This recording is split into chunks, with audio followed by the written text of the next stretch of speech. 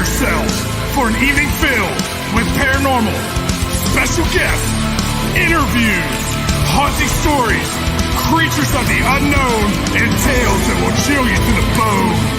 Brought to you by the UPRN Network and Pittsburgh Paranormal Society. Take a walk into the night with Shawn Kelly.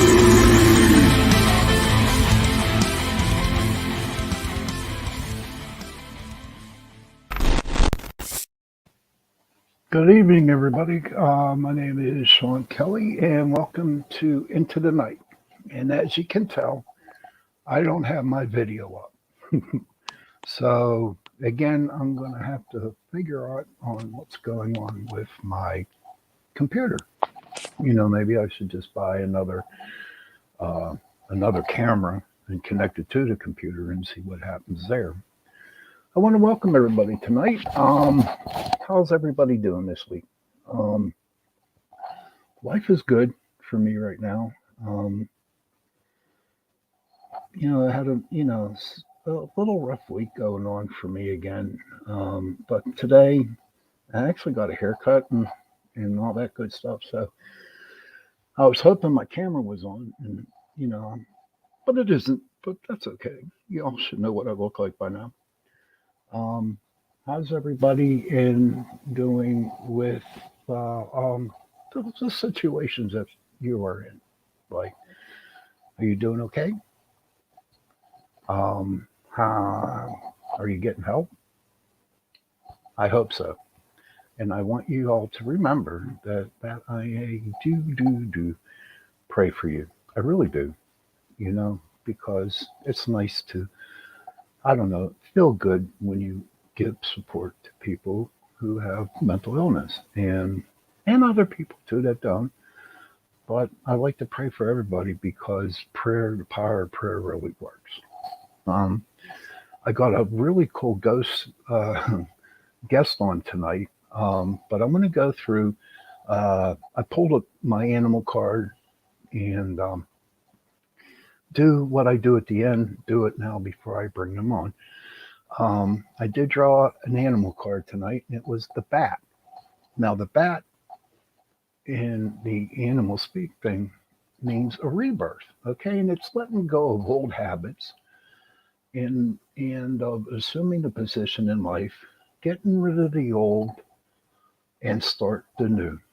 So if you happen to see a bat, it's nothing bad, okay? It's just that the bat's trying to tell you, let's get rid of the old and start a brand new person. So what I want to do now is I'm going to bring on my guest.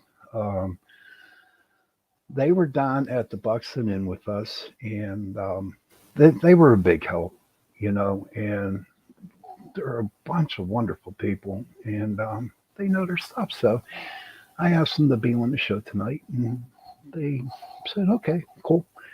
And so without further ado, I would like you to meet, I think, Stacy from the Ohio Ghost Crew. Hi, Stace. Hey, Shawn, how are you tonight? Doing good. Too bad you can't see my face. You know what I mean? I know. So, what's been going on? Hey, no, we just been kind of coming down from the Buxton, and that was a great experience. That's the first time that we had been there. Mm-hmm. So when we're starting to gear up for our next investigations, what we've been doing. Where are you headed? So we're heading in May. We're heading to Zoar, Ohio, to the Zoar Historical Village. Oh, really? Yeah. The first week when we're there, we're going to do like a private investigation with the Ohio Ghost Crew team. Mm-hmm. And then we're going to go back the third weekend in May to do a event for them. So that we'll have a ticketed event where people will come in and we kind of break up into groups and have a, teach people what we do and everything else. So we're looking forward to that. Oh, that sounds great. Now, can you give a little description of the village that you're going to? Well, this will be the first time that we're there, so I kind of had to, we reached out to them to kind of figure out what was going on there. It started out as a back in the early 1800s, like a spiritist group that came in. Mm-hmm. They built boys' dormitories. So when you were 3 years old and you were a boy, you went to live at this dormitory until you were 14. So you didn't even live at home with your parents. Okay. There's 14 different buildings with a school dormitory. There's I know, like a butcher shop, an antique store. But on this property, they have bed and breakfast. So you could actually go and stay there. Oh, wow. But it's built the same, they've not changed anything. Of course, roads and things have changed through the town, but since the 1800s. So I actually got online to see if I could buy a book about what's going on there and hauntings and things that are going on. And it's a pretty active town, from what Okay. I have read. So we're kind of looking forward to seeing what is all there. Now, when you were looking up, when you were reading up on the little village here, what kind of things that were happening that kind of like made it haunted? Well, a lot of the things that go on is a lot of children's laughter. Um, a Okay. lot of things are happening in that dormitory, of some maybe some spirits of some children. Um, when we talked to the ladies that run the area for the historical society, they said, we're not scared or anything, Mm-hmm. but we do always wonder what is here. Okay. Um, some of the old homes, they feel someone's watching them all the time.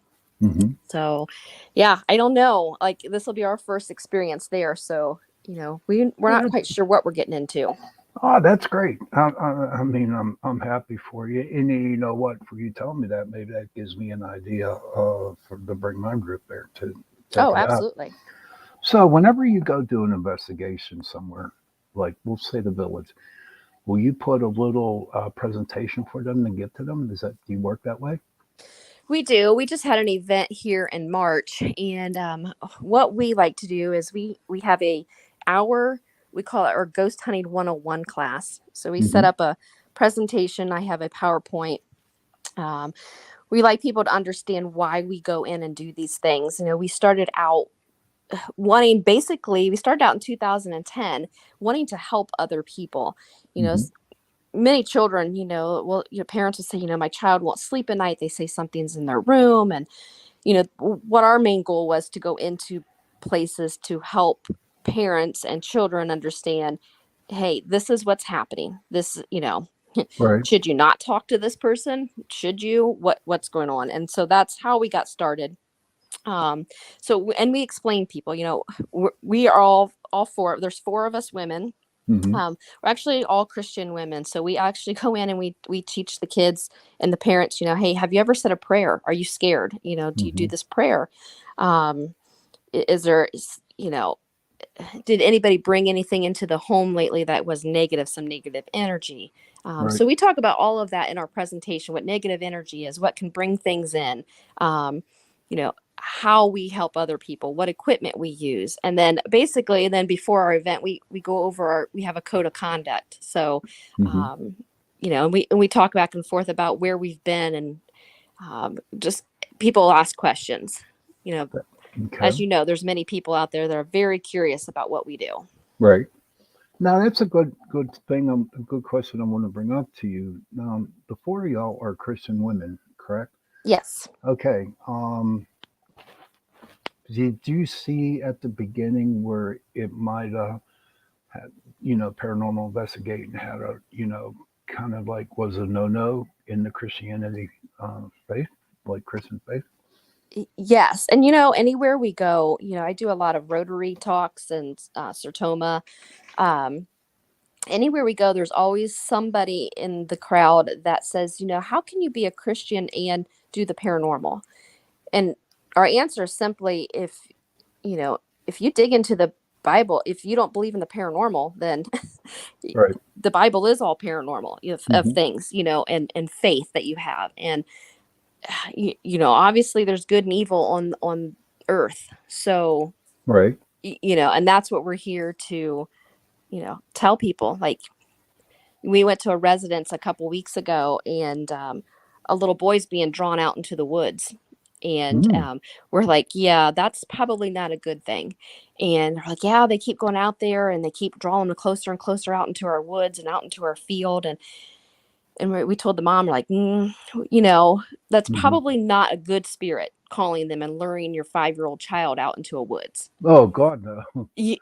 And so Yeah. we investigated that for him and said, yeah, let's not do that. So, and we do get that question. I said, we're there to help people. And there are a lot of people that are scared of this stuff. And if we're not going to go in and help somebody, then who is?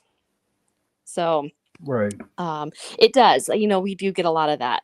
Like, how can you do this? And we just say we go in by faith, and we go in and teach them what we do. And we do have a lot of calls afterwards. I was like, hey, thank you. Right. We feel a lot safer in our home. And that's the experience that I got when I go do a private residence, is basically to give them a peace of mind, and sit down and talk to them. Usually, there are times that we go on investigations where we don't bring in all the equipment. When we go through the walkthrough, we usually find out what's happening and try to deal with the situation without bringing. Because I know some of the houses that we go to are very, very small, and if I just brought half of my crew with all the equipment, that would be kind of hard to set up. You know what I mean? Right. Um, so, but that's awesome. What got you into the paranormal? Well, growing up, I've always liked the spooky stuff anyways. I like scary movies and things like that. And but then just having a couple of my own experience of things that I couldn't quite wrap my head around of why it's happening. I wanted to dig deeper into, hey, what is going on here, and who am I talking to, or what am I seeing? Um, so I had a friend, which is Cindy, that you also met, that's part of our team. I said, why don't we start this group? There's so many people out there that might need our help. And she's like, yeah, let's do that. So we just blossomed from there. It just kind of kick-started, and we had 2 other team members join us, and we've just stuck together for, well, it's going on 13 years now. God bless you. God bless you. Yeah, And it's great when you have a crew that works good together. we do. We're You really know, close. I saw you guys work when we were down the Bucks, and I was really impressed with you guys. I really, really was. Well, thank you. What I liked a lot was that you were open-minded to a lot of things. Um, you my biggest pet peeve, and I don't know if this is yours, but I've ran into a lot of other people in different groups that, like, go to a place and just to get some kind of reaction, they call them out. You know what I mean? Call them Yes. every name in the book. And that's my biggest pet peeve, because it's just like this, right? I go to a house and there's a ghost there, and all of a sudden you hear everybody swearing at you, calling you every name in the book. And you're like, why are they here in my house? You know Right. what I mean? So um, I'm not going to respond to you. So you all can act like a bunch of idiots out there setting up your cameras and trying to get some, you know, evidence. But I'm not going to be there. I might be next to them. You know what I mean? If I'm the ghost, I'm next to them, and I'm not going to go near there. You know. Right. So that is my big pet peeve. What's your thoughts on that?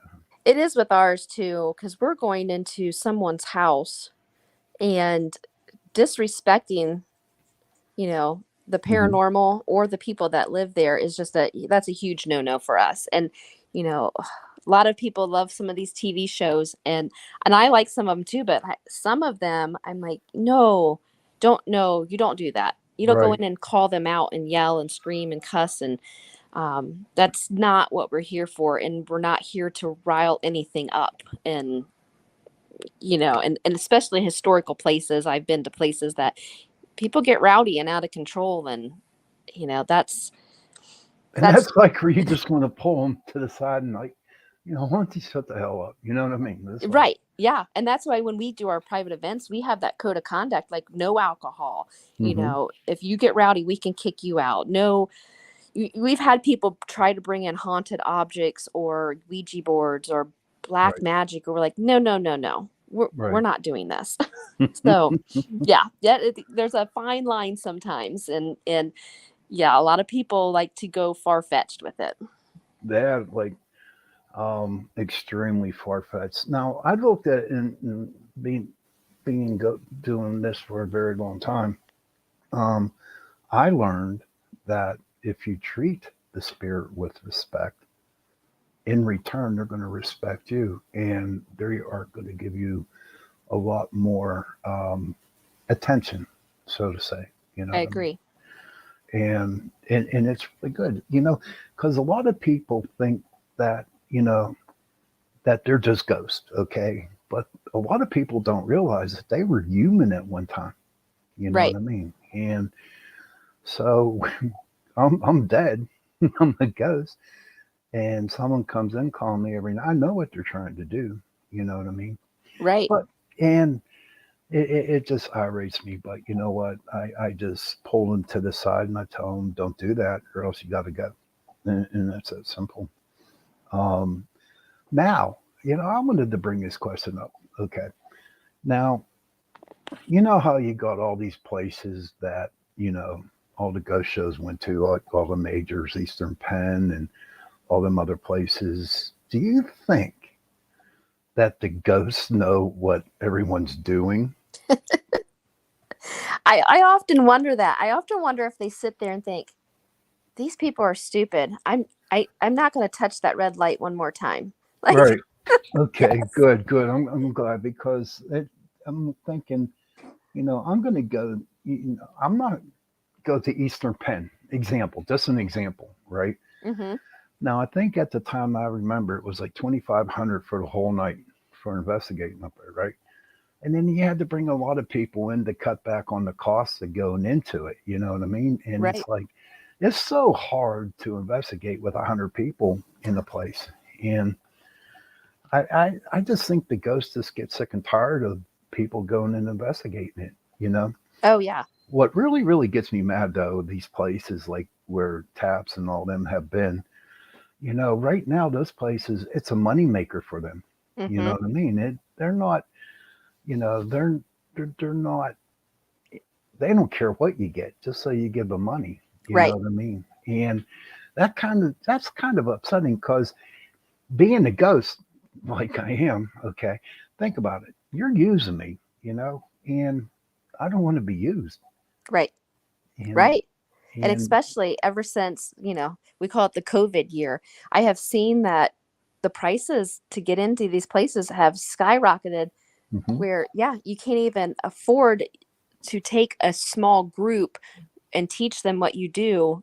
right. You have to literally take 50 people to cover your cost. Exactly. Yeah. And a lot of people have gone there because of the other groups that have gone there. And to me, it's not worth it. I always tell people, I'm like, I can find a lot of evidence just in your house Right.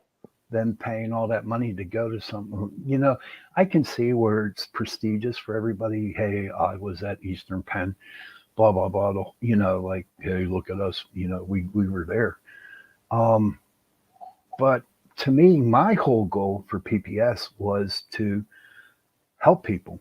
You know what I Right. mean? Don't get me wrong. I love going to cemeteries. How about you girls? Oh, yeah. Yeah. But see, I'm a history major in college. And so I like cemeteries, but I sit and read everything, and all these different places we go to. I'm more involved in like looking at the historical things, and I'm like, oh wait, that's not what we're here for. But Right. yeah, yeah, But I the like stuff, that stuff. that's cool. But what we tried to do um, when this was a while back, and even so today, whenever we get the chance to go out there, we try to fix up the graves. You know Right. what I mean? Because, and that is like that angers me so much is when you go to a cemetery, you see everybody knocking headstones off and stuff like that, and to me, desecrate. Why? Why do Right. people do that? It's like really freaking ridiculous. It You is. know? But It is. And in history, they just go out there and ruin history. They do. We do that too. I wipe it off a gravestone, or you know, mhm. it's yeah, it's. it's terrible.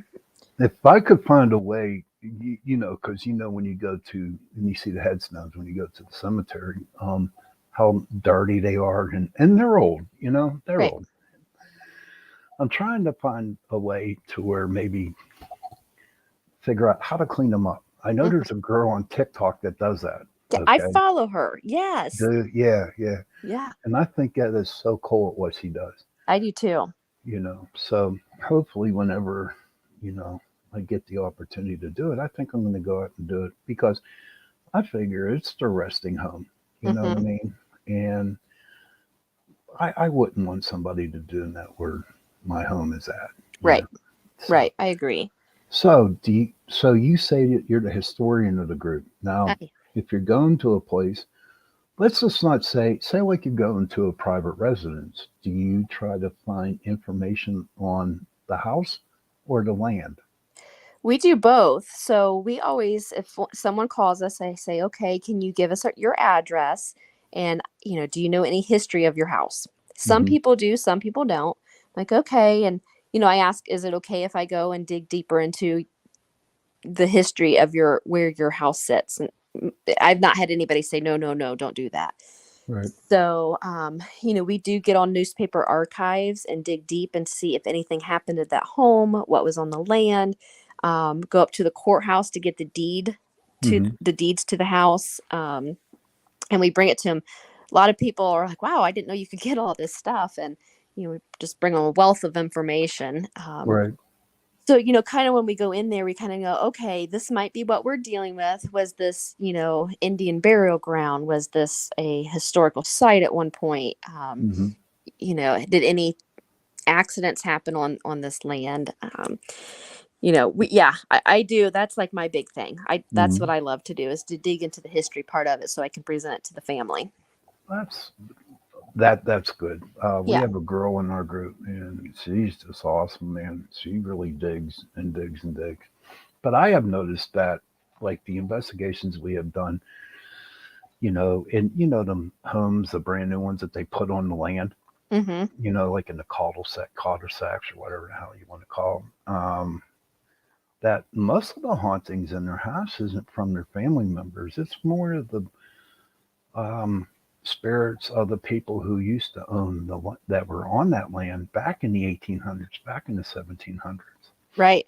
So I find that really, really fascinating. Well, I have people call me and go, well, I live in a new house, so I don't understand. I'm like, oh, it doesn't matter. Your house could be Right. built today and Hmm. you could have issues. Yeah. Oh yeah, absolutely. Especially on like there's a like a house plan up there by I forget the name of the Bushy Run battlefield up here in Pennsylvania, and I've done 3 or 4 houses up there.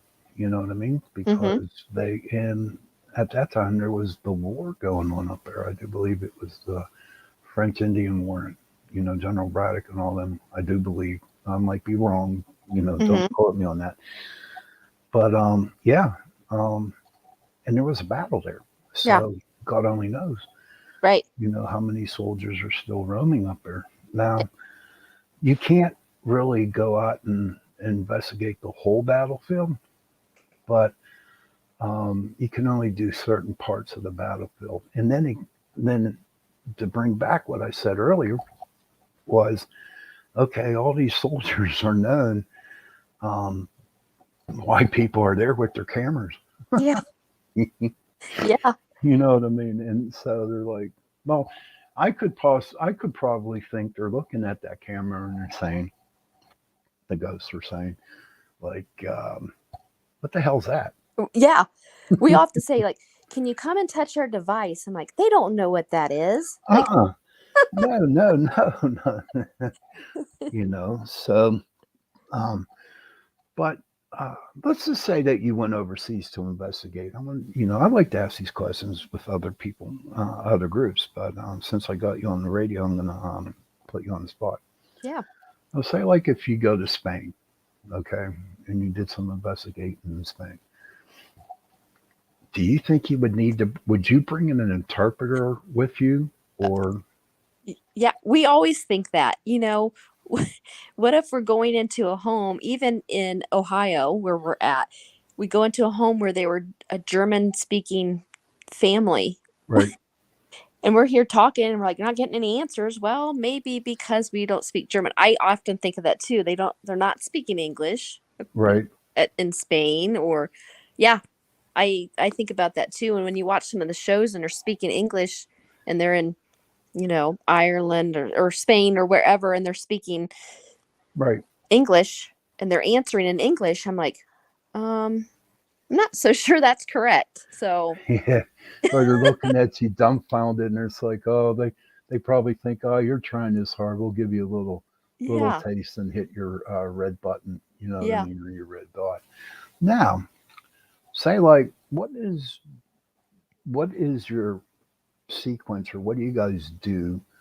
Say like I call you to investigate my house. What are your steps on doing it? Well, what we do is we take a lot of information over the phone, things that they have experienced and family members that are having, their issues and feelings that they have. Get their address, anything that they know on the home, and then we research all that, like we had talked about before. And Mm-hmm. then what we like to do is go in for an initial, the kind of what we call our base reading. So we'll go in and bring not all of our equipment. We'll just bring our basic stuff, Mm-hmm. our EMF detectors, our digital recorders, our video camera, just some very basic stuff. And we talk to the families. Most time we'll just go in there and talk, especially if they're having more of a poltergeist activity. Like, hey, how's everybody feeling in the house? Is everybody getting along? Um, is there anything that you've brought into the house lately? Any antiques? Any, you know, Mm-hmm. have you done anything? Like, so a good interview with the family members. And if there's children involved too, and and the parents want them to talk, we talk to the kids like, hey, take us around, show us what you see. Right. And then we Yep. just kind of do our basic initial investigation for, 2-3 hours and see what we get. And then if we have this feeling that, yeah, this is something we need to come back to, then that's when we bring all of our equipment back and set up Right. our video cameras and things like that. And then after the investigation, how long does it take you to give them a result back on what you find? I know for us, we did many, and sometimes we haven't gotten back until a certain amount of time. But what is your basic, to respond back to me? Yeah, yeah.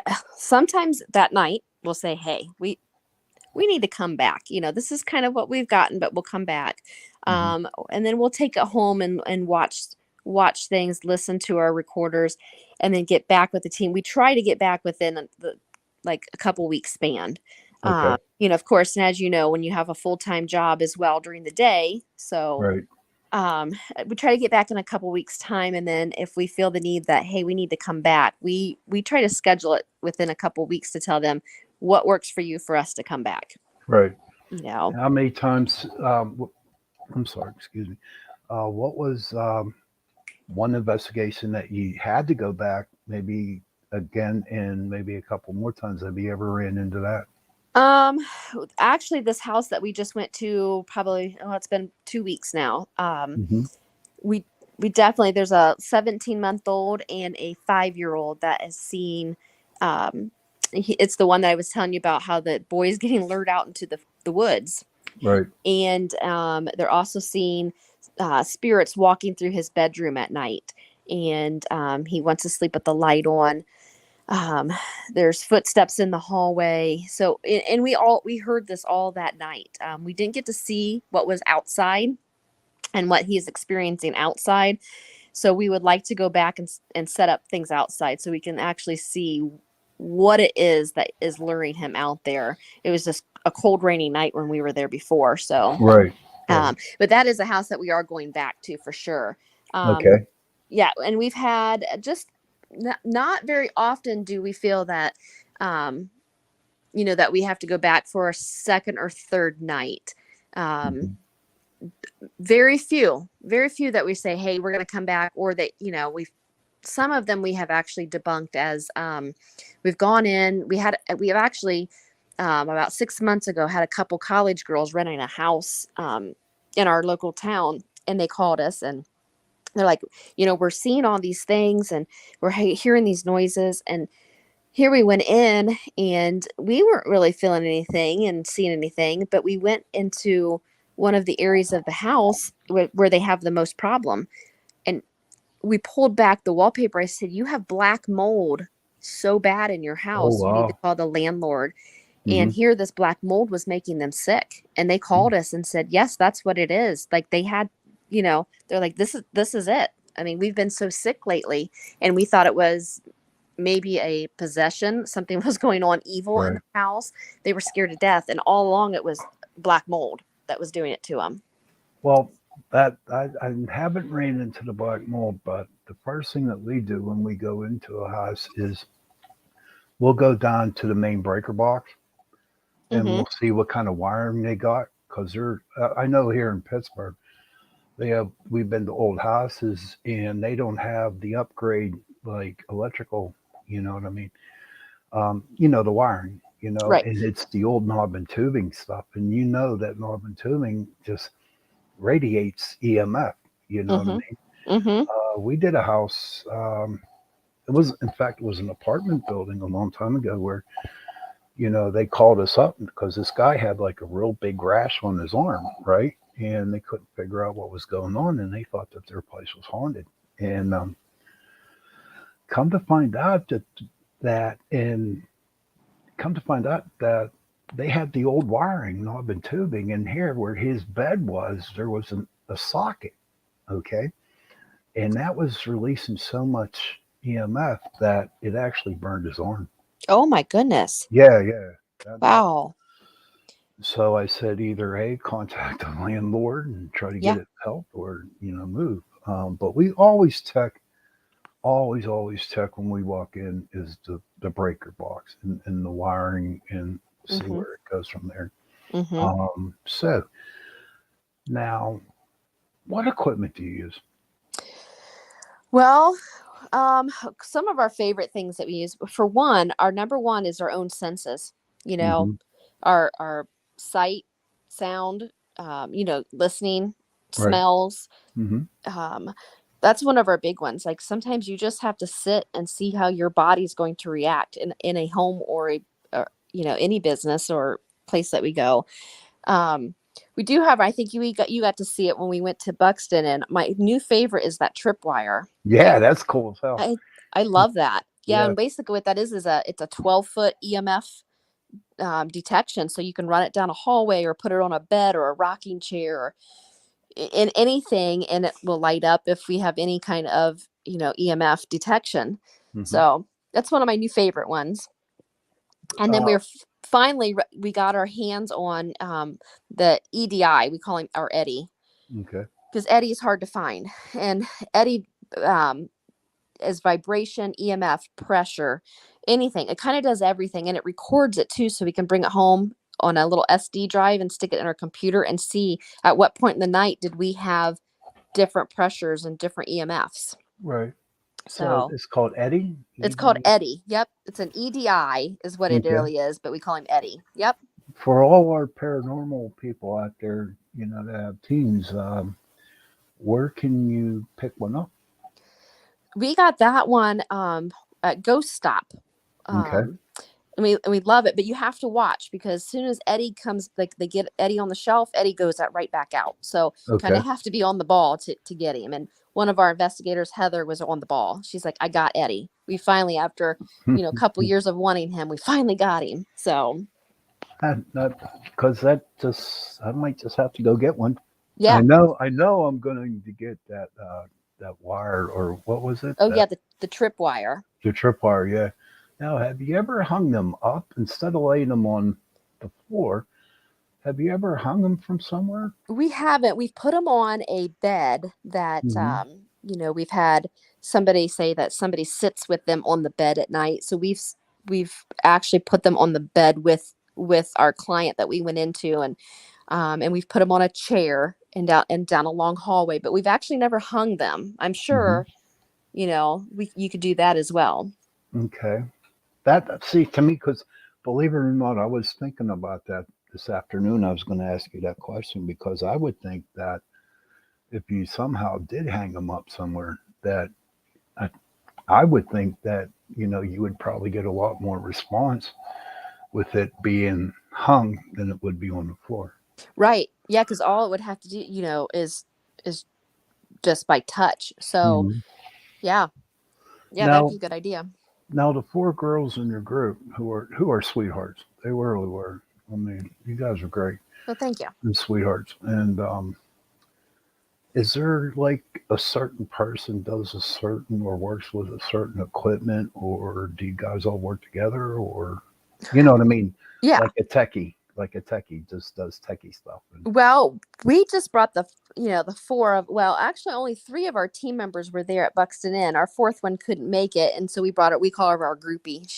She comes with us on a lot of our investigations. hmm But we did it ourselves for a long time, and we'd set up our equipment, and we each have our own thing. But now we have included a couple guys on our team. They're hmm kind of our brunt work. They carry all of our equipment. They set up all of our cameras and things while we talk to the clients and everything. But um, we kind of just pick up. We're you know whatever that we want to use for that night. Right. We do everything. Yeah, Have you ever been to a place where you had to bring all your equipment and set it all up? we have. Um, of course, Mansfield Reformatory. That's one of our favorites. hmm Of course, now it's getting. I feel that we've been there so many times. It's kind of ran its course for us, but we have set up everything there. That Mansfield never disappoints us. hmm We did bring our equipment there. We there has been a couple residential homes that we've set up everything, and then our event that we just did here in our hometown at the is the Lima Literacy Council House. We did an event for them for 2 weekends, and we do set up all of our equipment for that as well. Um, and we let things run through the night. Like after we closed up and left for the night, we let our cameras run all night long Oh, because you do? they had some doors slamming on the workers, the employees that work there, and some movement of furniture. So we let it run all night long, hmm which we did find some evidence in there. Not a whole lot that night, but a few things that had happened throughout the night. Yeah. Now, here's here's the tough question. How do you guys get together and examine all the evidence together, or does everyone take a piece of evidence and look at it themselves? That's we would like to get together more and do it together, but with schedules sometimes it doesn't work out. So we each take something home. Somebody has the video, a couple of us have our digital recorders. um, yeah, so right now we take it each home, and then we FaceTime each other and say, what'd you find, what did you hear? And hmm our goal would be to eventually be able to just like sit down and go through everything together. That would be great. Yeah. That would be good. But I guess that's a problem with a lot of the paranormal groups out there. You know Mm-hmm. that you have so much equipment. Because at the Bucks and I have my camera running, and there's a lot of film I'm looking at. So Oh yeah. it's like you're just sitting there and you're just looking at the camera in stationary place, and it's like, all right, something's got to happen here. Right. Well, You and know, what people don't understand, it's not like it is on TV. The real thing is not what you see on TV. yeah, that is true. I remember I was on the show. I'm not going to name it, but I, and I got a call from the Hollywood producers out there, right? Mm-hmm. And they asked me to be on this show, and I said, sure, not a problem. And what really, really bothered me was that I wasn't able to do what I was good at. You know what I mean? Right. They told me what to say, they told me what to do. Mm-hmm. And I remember one time when I was up there for 5 hours, and I'm thinking, what am I doing here? You know what I mean? Just Right. and then when the show came on, I only got 30 seconds, but I was monetary paid. You know what I mean? So Right. I can't, be mad about that. But I remember, I remember one time the couple, they were married, they were just sitting, and they made them hold their hands 13 different ways to get the perfect shot. Yeah. Oh my goodness. Oh Lord, Oh my. you know. Yeah. So it's like, nah. Yeah, it's reality TV, but it takes weeks or and many takes to get what we actually do in person. Oh yeah, And I don't know absolutely. about you, but we've had people come with us on some of our events, and they're like, "This is boring." I'm like, "Did did you Yes. think it was going to be interactive all the time? Because it's not." Yes, we've had a lot of people saying the same things that we brought on. Like it's boring. That's the first thing that comes out of my mouth Yeah. to people. It's boring sitting in a room, and you don't know if somebody's there, and it's dark, and you're like talking to yourself. So, Right. but what what is your feeling on orbs? On orbs, Yeah. I go back and forth. Like, really, I've not seen an orb visually with my own eyes, but they always catch, sometimes on video camera pictures. Um, and a lot of it, people will bring pictures to me. I'm like, it's probably dust. A lot Right. of dust. And it's Hmm. so hard when you're anywhere. Like, is that dust or an orb? Right. Those are very hard to decipher between. So, I mean, we've captured some pretty bright lights, and I'm like, yeah, that can't be dust. There's no way. Right. You can't see through it. So, to me, it's just a energy that's out there floating around. But, Now, um, let's see. Here's what's crazy, right? I was at an investigation one time, set a camera up, and yeah, there was dust in the room, but we just had our camera running. Nobody was in the room. All right. mhm.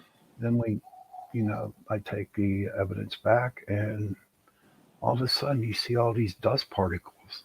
And I'm saying to myself, okay, no one was in that room. So who kicked up the dust? Mhm. Right. And you know what I mean? So, Right. but, so, can you tell me your very, very first investigation? Oh my goodness. Oh my. I would have to say our very first one was Mansfield Reformatory. Okay. And we went with another group that had, it was one of those 75 people. A little overwhelming, Right. Hmm. that was our very first one. And then as soon as we did that one, we went right into the residentials. We started with family members that would say, "Hey, I think there's something in my home." And we kind of branched out from there. We started with our family, and then, our family would tell other people, and we branched out. But Hmm. um yeah, but Mansfield Reformatory was our very first like official investigation. Did you get any evidence there? No, that night, no. Like I said, and you know that too. Like we've talked about that. It's so hard when you have so many people, Hmm. and we may have heard things, we may have seen things, but we don't know for sure. We can't say yes, that's it for sure because there was just so much going on. So, but we left with like, okay, this is kind of interesting. Let's pursue this. So, Right. yeah. Once you get, I believe you have to be a special type of person Yeah. that really needs to enjoy this because I know I started PPS in 2006 and I've gone through a ton of members, you know what I mean? Mhm. Mhm. And it's not for everybody. No.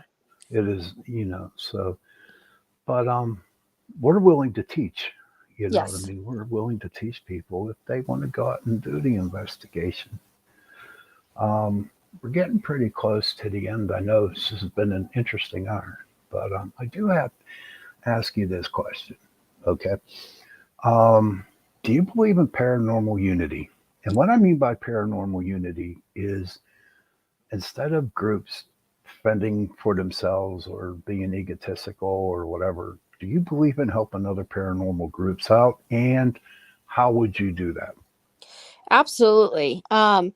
We learned by working with another group and bouncing ideas off of each other and getting ideas for new equipment. And I think how my group feels is we're uh, we're all here to help other people. So we're not here to compete against each other.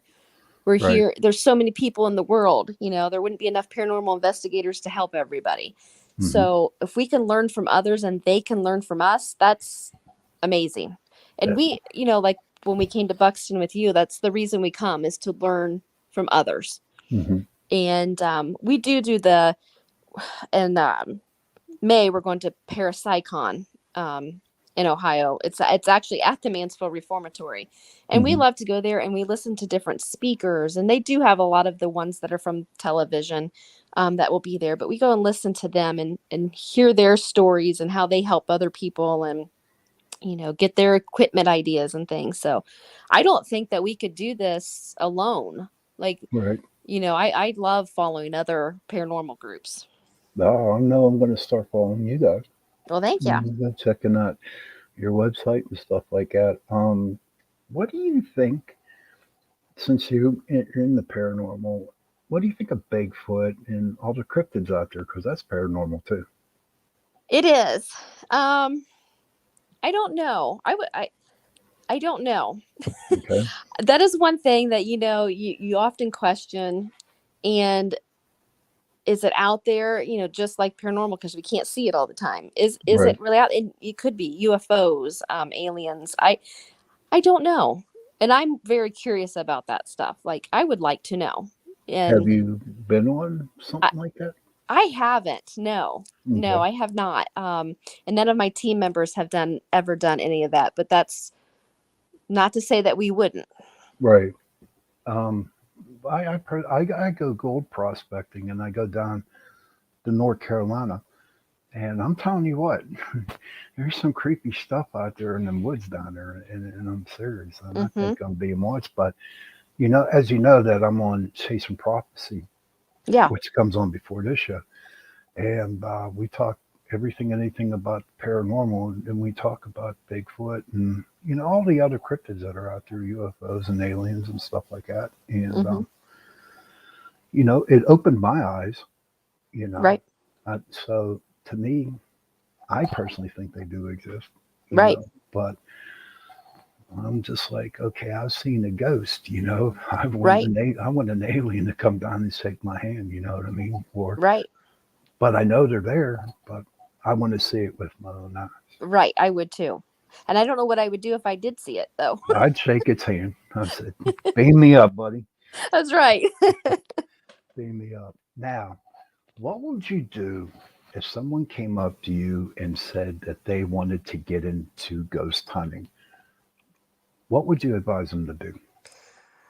I would advise them to go, and we've had a couple people ask us, and we invite them to come with us, because Hmm. it's not for everybody. Like, don't start a business and think, oh, I want to do this and get all this, put all the money into it, when you got to have a lot of patience Right. and a lot of understanding for other people. Hmm. And it's not for everybody. So we tell them, go on an investigation with other people, fill it out, see how you feel after a few times. Hmm. Yeah. And you give them little pointers and stuff like that. Oh yeah. Yeah. Some do's, some don'ts. Like we talked about before, you don't ever go into a house and start harassing whatever's there. That's Right. not what we do. Yeah. And we kind of just teach them along the way, and, you know, Have you ever been to Gettysburg? no, but that is on our bucket list. Okay. We go every year, Oh, and I'm telling you what, it's awesome. If you, it really is like the most haunted place in Pennsylvania. yeah, I would. That is definitely on our bucket list. And I know there was some little civil wars. Um, wasn't there some battles out there in Ohio?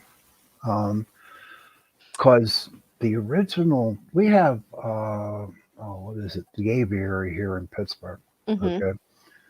And it was the original Allegheny, Allegheny jail, okay, Okay. for prisoners.